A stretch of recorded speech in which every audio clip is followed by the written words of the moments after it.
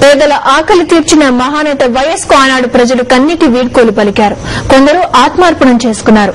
వారందరి బాధలు తీర్చగల జననేత జగన్ క్షేమం కోసం తామంతా ప్రార్థిస్తున్నామని సాక్షికి రాస్తున్న లేఖల్లో ప్రజలంటున్నారు.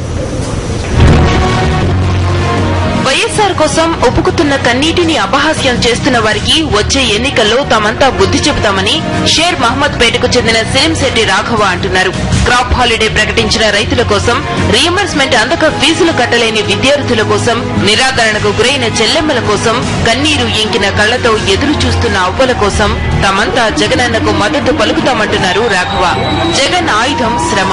ఆ శ్రమే ఆయన్ని ముఖ్యమంత్రిని చేస్తుందని ఘంటాపదంగా చెబుతున్నారు సిరింశెట్టి రాఘవ.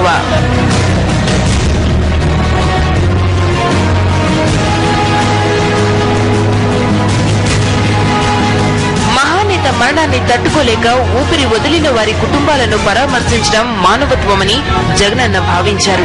అలాంటి జగన్ను కాంగ్రెస్ అధిష్టానం వేధించి పొమ్మనలేక పొగబెట్టింది. తన జీవితాన్ని పణంగా పెట్టి వైఎస్ కాంగ్రెస్ కు ప్రాణం పోశారు. అందుకు కృతజ్ఞత ఇదా అని ప్రకాశం జిల్లాకు చెందిన బోరుగడ్డ రవికుమార్ సాక్షికి రాసిన లేఖలో ప్రశ్నించారు. ఎన్ని కుట్రలు చేసినా జగన్ కు ప్రజలు బ్రహ్మరథం పట్టడం ఖాయమంటున్నారు రవికుమార్.